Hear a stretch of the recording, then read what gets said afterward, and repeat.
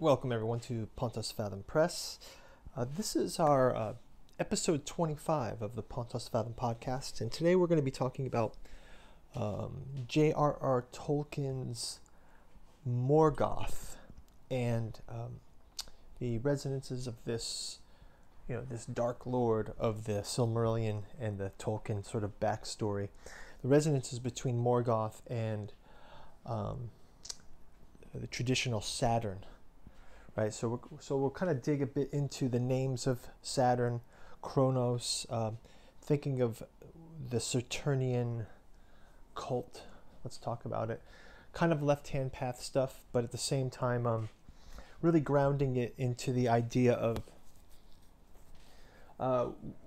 what the evolution of the Saturn energy is from. It's picked up baggage over the years. I want to kind of characterize it as this, right? And at the same time, we'll kind of trace some of Tolkien's intuitions about this. There's definitely the concept of fear here, and there's concept of time and the fear of time even. And I think that somehow this can shorthand and degrade into an evil concept. At the same time, definitely is something to be aware of. But I think if you go back through the origins of it, and even if you're looking at things like the way Crowley unpacks it, and how Crowley can sort of seen as a parallel to Jung with a different kind of intention, and even in works like Philip K. Dick, you can kind of see that. Even Necromancy of Nyarlathotep, riffing on the Cthulhu mythos. We'll see lots of names of Saturn. And like this analog for Morgoth from Tolkien's intuitions. And then finally, we want to talk a little bit about this black iron prison concept. The idea of iron comes up with Morgoth, and the black stones and the void and the blackness, and also that weird liminal space below the world. Right? We're talking below the world, outside of time. Lots of interesting things in there. So maybe we'll just jump in with a quick origin of Tolkien's Morgoth. Just I know there's some great content out this. Obviously, if you read the Silmarillion, you're kind of familiar with it. But Morgoth starts off in Tolkien's Genesis, let's say, where he is really more of a rebellious figure. Right, and Tolkien starts out in his Valaquenta, talking about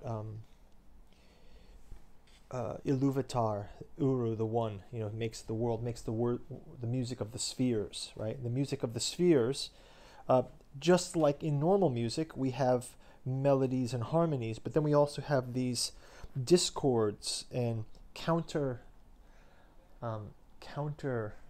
movements of the music that actually create tension and interesting things about music. So if we go back to the real origins of Tolkien's Silmarillion, that music, while Iluvatar creates a number of sort of angelic type creatures in the Ainur who are playing the music, he also creates Melkor, who is the discord.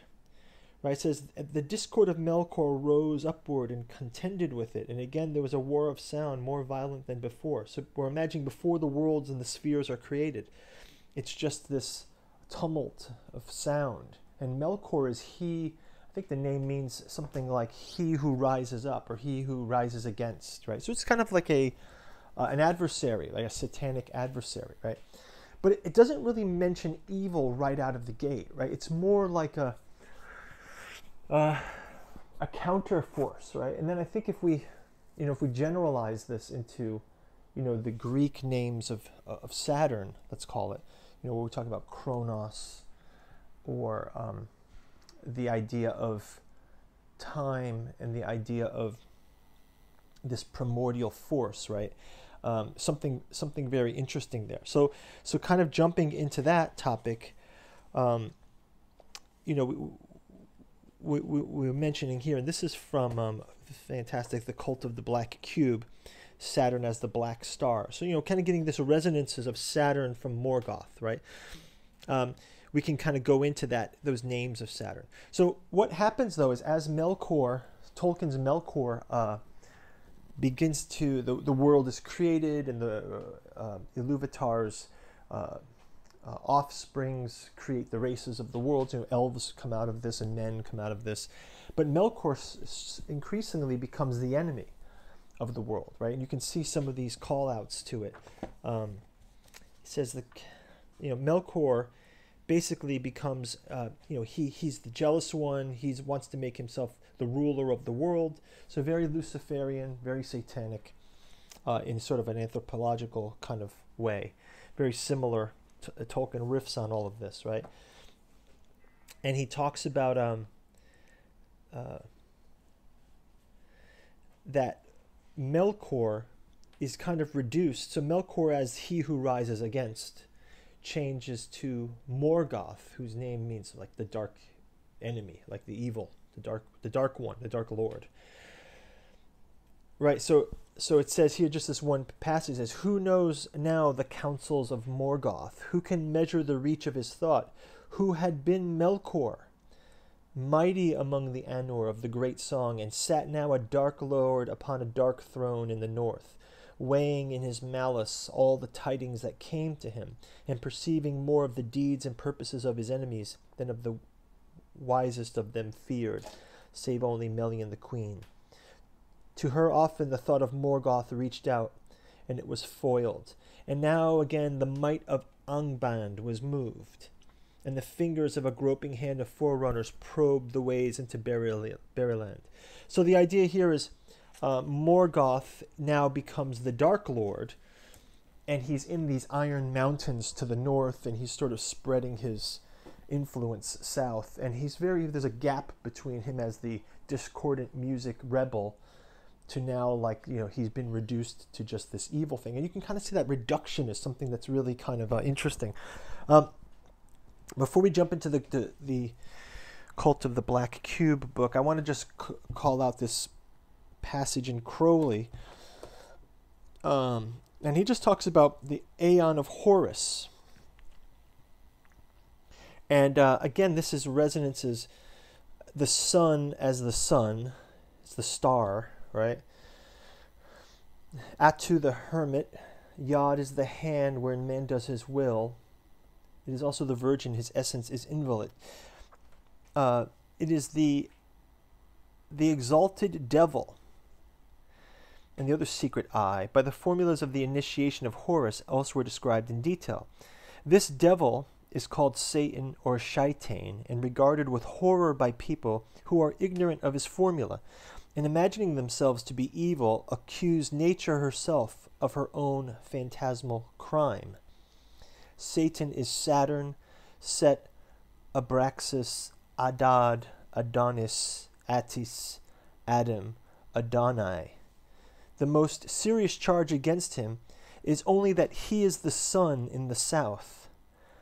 Right, so another sun, a second sun, right, a southern sun, against the true sun, perhaps. The ancient initiates, dwelling as they did in the lands whose blood was the water of the Nile or the Euphrates, connected the south with life-withering heat, and cursed that quarter where the solar darts were deadliest. Even the legend of Hiram, it is at high noon that he is stricken down and slain. Capricornus is moreover the sign which the sun enters and reaches the southern declination of the winter solstice. Right? So this is sort of the heat of the sun, the sort of dark, the diabolic sun. The devil is Capricorn, the goat who leaps the loftiest mountains. Right? So just a quick kind of, names of Saturn here. We start seeing, this Satan-Saturn thing goes back to even to the Picatrix, let's say. Picatrix mentions this. But if we look in this Cult of the Black Cube, so we're talking about a sun and a black sun, basically. And we kind of see this Saturnian take on this chaos. This book presents an overview of the worship and gnosis of the Saturnine deity, sometimes called the Black Sun or the Black Cube. a unique entity that has been venerated by many cultures for thousands of years, intended primarily for the use of occultists. For the purpose of nomenclature, the work refers to the god as the Saturnine deity rather than Saturn, primarily because Saturn is merely the Roman name for an entity that transcends the limitations of the Italic mythology. Names are important to be sure, but in the case of a deity that has multiple names, it may be better to avoid naming it consistently after a single cultural norm. As the author of the Picatrix makes plain, and we'll jump into the Picatrix in a bit, but he says we call him Saturn, but he may be called Kronos, Sani, Samadhi like Baron Samadhi, right? Saturday, Samadhi, the Vudun, Kivan, Tezcatlipoca. Wow, I really butchered that. Tezcatlipoca. Right, Tetzalpoca probably, or even the Black Cube. This deity has been treated by various authors from their unique cultural perspectives. Now, what's interesting too is like the black smoking mirror, right? The concept of obsidian, right? So obsidian, and we even have Dr. D with the obsidian mirror that he uses to scry the Enochian text, right? There's something, and the idea of iron, like we're talking about the black sand, right? So if we're talking about black sand, volcanic sand, right? So there are these relations to iron, to black stone. And we'll kind of go into that in the Picatrix as well. And it says,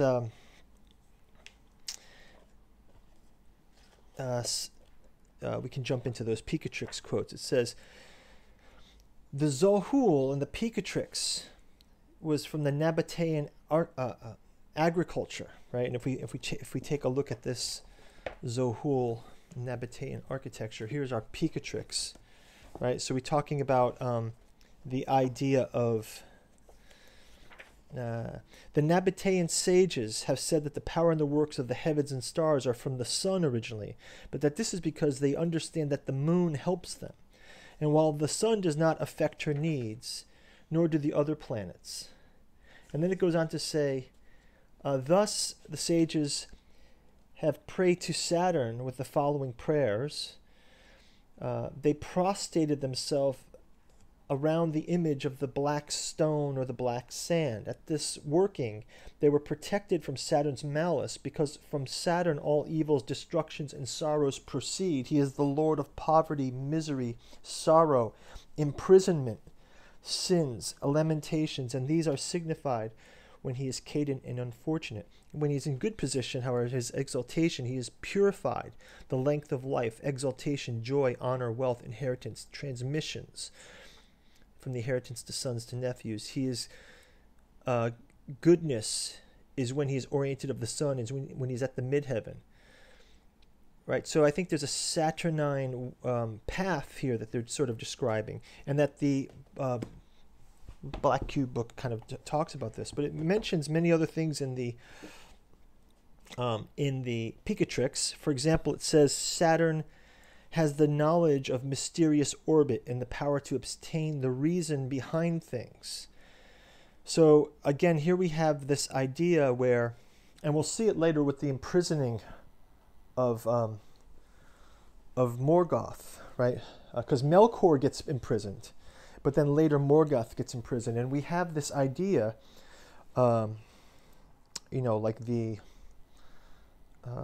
like the trap is time and no one gets off of this ride alive kind of thing. The Alice in Chains quote, right? So here we're talking about this idea of the void at the edge of the world, and that something sort of stands between that, right? So you have it represented in objects, the dark mountains, the iron, the idea of the black soil beneath, the soil's dark potential richness of nutrients, something like that is also part of this, right? The idea of rotting, right? The rotten makes the soil rich again. And it even goes into things like black stones, magnets, licorice, animals that are black, cats, bats, crows, and things that are underground, right?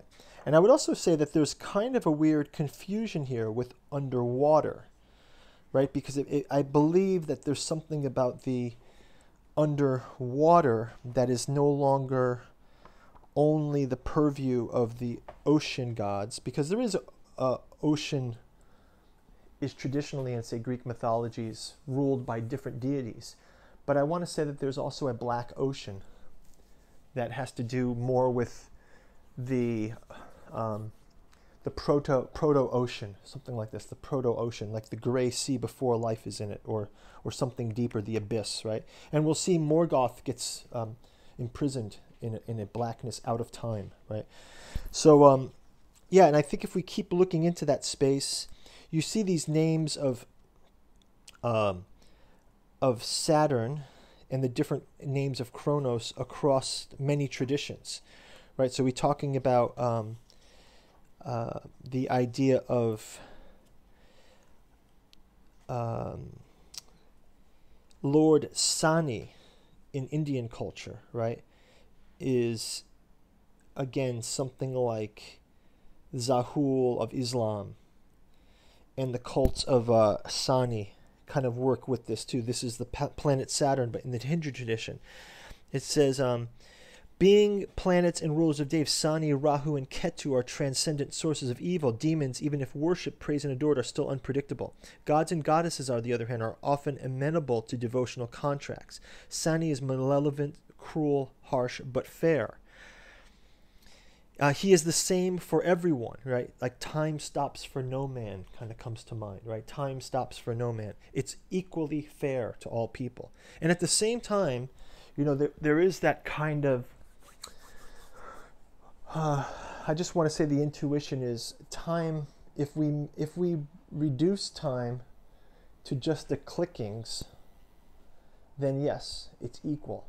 But if we transpose the experience of time, then there could be a pleasant time, you know, sort of like waiting for the school bell to ring, kind of time dragging, like that last few minutes of the flight seems to be hours, right? At the same time, a fun evening can seem like time that was really enjoyed. So there is a variable in there that has to be kind of called out. So yes, and this is, I think, where the grace of not fearing the time comes in.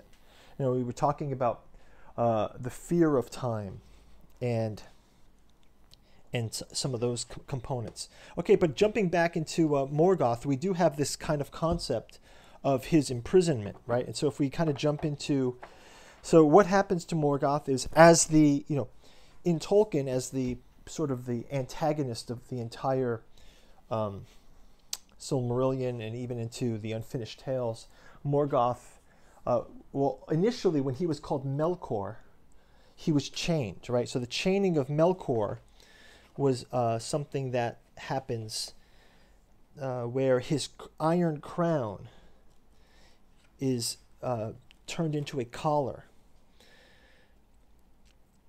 right? His iron crown becomes a collar, and he is imprisoned for 3 ages. And now these are the 3 ages of the Silmarillion before the first age, right? So there were ages and these aeons before time. So all of his rebellions, eventually he was, an iron collar was fashioned out of his crown, and he was banished to a prison, basically. But afterwards, when he evolves into, or devolves, let's say, into Morgoth as like the Dark Lord, we see that there's kind of a different imprisonment of him. And we'll see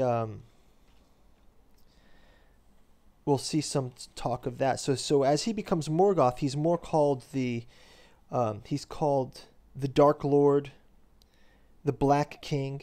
In Ethereal Syrian, I was when the Black King sailed it. And he says, man alone can do more against the Dark Lord than to aid the Elf Lords in defense. right? So he's called a Dark Lord when he's Morgoth, and he's called the Black King. And it's also that Morgoth is when he starts to create, he starts interacting in his wars with orcs. He fashions the giant, he empowers the giant spiders. He creates the dragons, right? And all of these kind of, and then eventually he creates the rings. I mean, well, this comes out of Sauron's side, but this kind of ring of power comes out of that same tradition. So if we go to the sections on Morgoth, the capture of Morgoth, we can see here the War of Wrath, 235. Okay, so what actually happens to Morgoth? So in the downfall of Numenor, it says, "It is said that the Eldar men came into the world in the time of the shadow of Morgoth, and then swiftly fell under his dominion. For he sent his emissaries among them, and they worshipped the darkness and yet feared it." So here we go, the fear of the darkness and the fear of time, right? But there were some that turned from evil and left the lands of their kindred, and the servants of Morgoth pursued them with hatred, because the shadow could not dim, right? And it says, "Therefore elves and men he has called Elendil." This is where the lay of Erendil. "In the great battle, when at last Morgoth was overthrown, and the Thangorodrim was broken, the Edain alone among the kindreds of men fought for the Valar, whereas many other fought for Morgoth." So Morgoth had a host, right? It was a victory for the lords of the west, and all the evil men who were not destroyed fled back to the east. Then the Valar forsook for a time the men of Middle-earth who had refused their summons and had taken the friends of Morgoth to be their masters. But Manwë put forth Morgoth. And he calls the orcs the mockeries of the children of Ilúvatar. But Manwë put forth Morgoth and shut him beyond the world in the void. He shut him beyond the world in the void, that is without. And he cannot himself return again into the world, present invisible, where the lords of the west are still enthroned. This is the lords of the west knew full well, and therefore Morgoth had been thrust forth. They held counsel concerning the ages that should come after. The Eldar summoned and dwelt in the Isle of Iressa. Right, so Morgoth is chained outside of time. He's sort of chained in the void. And again, this brings to mind the great villain of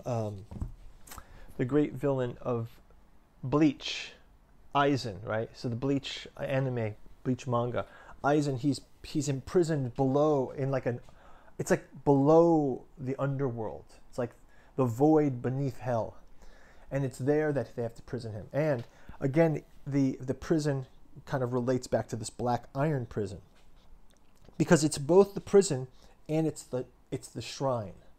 And I think this is made clear in the Cult of the Black Cube. So you have iron becomes both the prison and the temple, right? So it's sort of like, and I think we'll do a podcast next week on Sauron, right? Because Sauron was sort of the protege of Morgoth, right? But Sauron was allowed to not only to live past Morgoth's imprisonment, but he also was part of the resurrection, right? And this is where we have, something like the themes of the Pontos Fathom book, Necromancy of Nyarlathotep. So here, with Nyarlathotep, we talking about another Saturnine figure, like Morgoth, but in the sense of Lovecraftian lore, he represents a kind of a history, right? So Nyarlathotep, we first introduce him in Lovecraft's work, and again, this is kind of like the names of Saturn or the names of Morgoth. Again, but caution here, because each time we switch mythoses, we sort of take on some extra baggage of that mythos, right? And I think that there's a Saturnine axis that goes back to the deep origin, right? Sort of like what maybe like we'll call it, what the Black Cube book calls it, just the Saturnine deity, which is much different than, and this is like, we can ground that thing in something inanimate. We can call it the void, we can call it time, we can call it darkness, we can call it iron, right? We can call it blackness, right? But I think if you look at it with too many cultural baggage or fictional baggage, that mer de nom starts to fragment some of those energies, and you start looking at these hybridized versions of it, right? So you get these hybridized Saturnine deities, so, and I think that this is also what Tolkien characterizes, and maybe he's got it wrong, maybe he's got it right. He describes it as a downgrade, sort of. He was once Melchior, he who rises up, but now he's reduced to the dark enemy, right? The evil one, right? And I think Crowley talks about this a bit too. Like when we see back from this passage, it says, we see no enmity between right and left, up and down, and similar pairs of opposites. These antitheses are real only as a statement of relation. They are the conventions of an arbitrary device for representing our ideas in a pluralistic symbolism based on duality. Good must be defined in terms of human ideals and instincts. East has no meaning except with references to the earth's internal affairs. Up is the same for no two men unless one chances to be in the line joining the other in the center of the earth. So the idea here is there's a philosophical,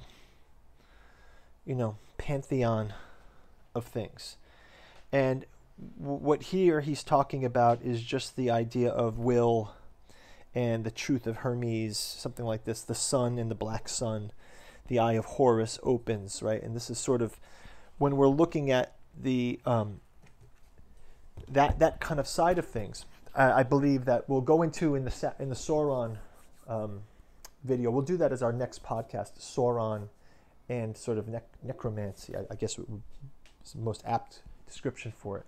Sauron and necromancy will really be the one that follows along with, here we have Morgoth, the Lord of Sauron at some point, originally, and then Morgoth goes chained. His crown becomes a collar, an iron collar. He's beneath the Iron Mountains, right? He's in the void beneath the underworld, and yet Sauron is still able to resonate with that, not only in his initial wars, but later at the War of the Rings. He sort of reanimates himself as simply as the eye, right? His physical manifestation is reduced to even a disembodied kind of force. And we'll kind of talk about that weird nature of reincarnation that is really present in the necromancy of Nyarlathotep. And it kind of also relates in with the raising of Atlantis, the raising of R'lyeh, and even perhaps the fall of Numenor in the Tolkien realm, right? So some ideas there. Oh, there's another one to talk about, the idea of the baneful gaze, right? The idea of the baneful gaze. So there's a piercing the rays. Here we go. We'll start out with we won't start with the baneful gaze. We'll end up on the baneful gaze, but we'll talk first about the idea of the innermost and the outermost, right? So this is kind of like that fear of time we're talking about. The myths of defeat and exile, chthonic powers, right? The idea of an unconscious mover, a black sun, right? Something like this. It's traditional Satan, but at the same time, it's the dead dreaming, the waiting for the time to come back again. Something against the logos, right? We have the logos at the top, right, and below it, at the bottom of the axis that starts with logos, we end up with something like void or chaos, perhaps. And I think it's tapping into some of those sensibilities, right? So it can be Egyptian chthonic characters, Mithraic Kronos as the Lord of Time, was similarly depicted as a monstrous figure with a lion's face and a body entwined by serpents. The conflation of Kronos with Kronos Saturn is possibly because of the elemental similarity. As the essence of the material cosmos, the sun also manifests non-linear time. So when we talk about the sun as the Titan Kronos, we salute him as the enforcer of the natural laws of the matter, which manifested the chthonic golden age of the soul.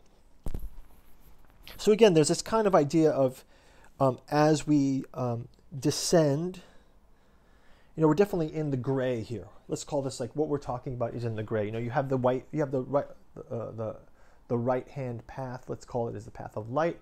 You have this left hand path is the path of dark, and now we have like a figure like a Gandalf the Gray. Right here we are positioning ourselves firmly in the gray, but looking toward that Saturnine legacy.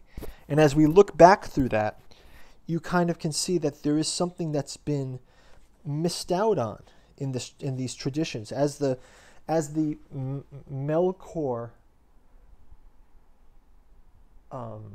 adversarial nature is reduced to just the evil Dark Lord. We lose something precious to us, right? And some of that has to do with the fear of the abyss, the fear of time, and fear itself, right? So there's a love mode, and I think that maybe this is something that, when you see that 60s kind of push towards Satanism, which was really more like hedonism, right? It was more kind of like a hedonistic thing, and I think some of the forces that might attach itself, because it seems like there is this unpredictability with the Saturnine energy, where it's not a relationship of worship and benefit. It's more of a relationship of you're dealing with a very powerful force, and it's much more powerful than you. So beware.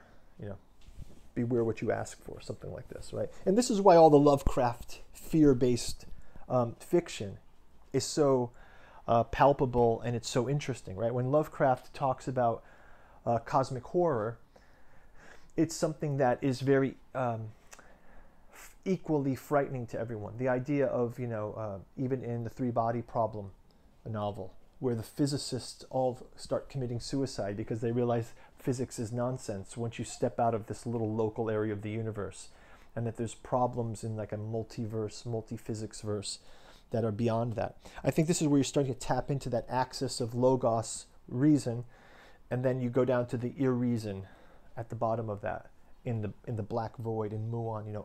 Lord Eisen in Bleach says reason is only necessary for those who require things to be rational, right? And having a very powerful figure saying I don't require rational is definitely something that's tied into that Saturnine position. And at the same time, it is an awesome force, right? Awesome in the sense of frighteningly awesome, in the sense it's bigger. It's that healthy fear one has when one stands up against the void of space. Let's say you've got a piece of glass between you inside of your little spacecraft in the void of space, and which the whole Earth sort of suffers under this sort of angst, let's say, where we're very, if we have that cosmology without the love cosmology, it can seem quite frightful. And I think that there's something there that's a sobering, it's the thing that makes Stoicism interesting to people. It's the thing that makes overcoming hardship palatable for people, and it's the kind of thing that makes our time axis of experience so valuable. As we age, Kronos is also age, one gains experience, but what that really means is one is bound to the mechanisms of the world, and it's only through age that one recognizes the fetters, the chain, right? Your iron crown becomes your iron collar, right? And this is sort of that metaphor taken as a, in in a form of, let's say, in a meditative form. If you look at the, if you look at the spirit behind this thing in the most, let's say, the most neutral approach to it, the most gray approach to it, not trying to be too light about it or too black about it. The idea is it is a lesson machine. It's a lesson machine, and it's also something powerful in the sense of it's a force beyond you that you can only steer yourself across. So we think of all these great ocean type of metaphors, like the sailor on the ocean, respecting the wind, respecting the sea, combating the storm, even praying through the night, something like this. And I think that this is definitely, cyclopean and demonic on the one hand, but at the same time, it's very interesting to look at it as far as a resonance. It says here that maybe we'll wrap up here. It says, of course, the Saturnine deity does not merely manifest in ancient mythology, but also in the consciousness of more modern thinkers. And here we are in the Cult of the Black Sun grimoire. The great British author J.R.R. Tolkien created two primary villains for Middle-earth, Morgoth and Sauron. While these figures appear imaginary, Tolkien was a noted historian and linguist and based much of his writings on the actual mythology. Morgoth is the Black Tyrant, the general who seeks to enslave all of Earth and humanity. He claims to be the master of the fates of Arda. Garbed in all black, he fights a war with the Valar, the gods, for control of the cosmos. His weapon is not a sword or spear, but a heavy hammer named Grond, the Grinder. In the war, he's injured in his leg and walks afterwards with a limp. Later, he's exiled into the void of night, but will return someday to continue the battle. Morgoth is succeeded in the Third Age, right, in the events of the Lord of the Rings, let's say, by his lieutenant Sauron, whose symbol is the burning eye, and whose gaze is said to be injurious. The point here is not that Morgoth or Sauron are real entities, but the Saturnine deity is such a powerful and menacing figure that when Tolkien was drafting the great fantasy epic of the 20th century, he chose deliberately to make the chief antagonist an utterly and entirely Saturnine character. And I think the four qualities that we call out here of this Saturnine character, and maybe 4, 5, 6, 7 characters, 8, 9 characteristics. We talk about darkness. Every instance of the Saturnine deity is a deity of darkness, black, gray, even deep blue, right? Trauma. There's also some kind of trauma, usually because, look at Morgoth in Tolkien, how much death and depravity happens through war, right? So war is something like this, compulsive, painful things. The idea of chains, right? Kronos is chained with adamantine fetters, right, in the Greek myths, right? And even Morgoth is chained by his own crown, an iron crown. Time. He's ancient, old, and eternal. Even the black stone also links us to the black earth and to agriculture, right? So there's a harvest, there's a reaping. The Grim Reaper has the sickle, right? There's a sort of time passing, and I think it's related to a production even, right? The timing, the life cycle, lots of things are in there, again, with a fear view and with a love view, right? We can look at the harvesting as the killing of it, but it's also the time of plenty, right? So you have to think of it in, again, without that historical baggage in some ways, right? There's another one here, maybe a lesser one about the cold, and this might be the cold of the void, but it also can be along the idea of like the sober, sardonic humor, like a cold humor, right? And like, the tiger eats the animals, right? Not out of evil or malice, but there's kind of a grin to its teeth, right? Something like this.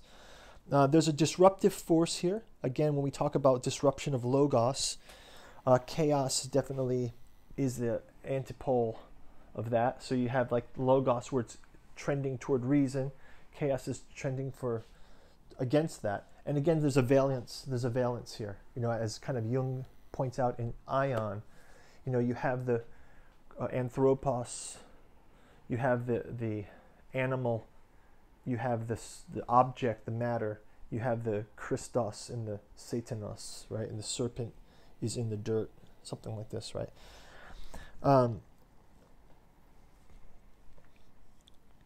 There's also the idea of, and this is kind of goes back to, something like the crossroads. Disruption is Baron Samedi. You're at the crossroads. The die is rolled. Which way do you go? What's the offering? The offering is the disruption. And it's not necessarily always negative. Like, things have to, right? This is where compost comes in, right? The compost becomes the fuel, right? So the bad choice, the walk on the wild side, right? All of these things kind of become fuel for, something like a Baron Samedi's disruption through choice.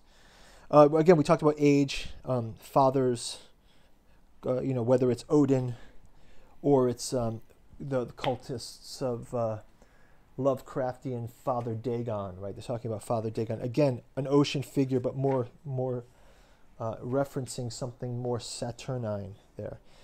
Obviously, there's death, the Grim Reaper, we talked about it. The idea of time destroying all things, Ozymandias, but also their inversion of time because it's chaotic. And we'll talk about this next week with Sauron and necromancy, right? The idea of time can be reversed, and what does it really mean? A second coming within you, the awakening of the spirits, things like this that one needs to be aware of, right? Like, where is the underworld? What's the process of dying?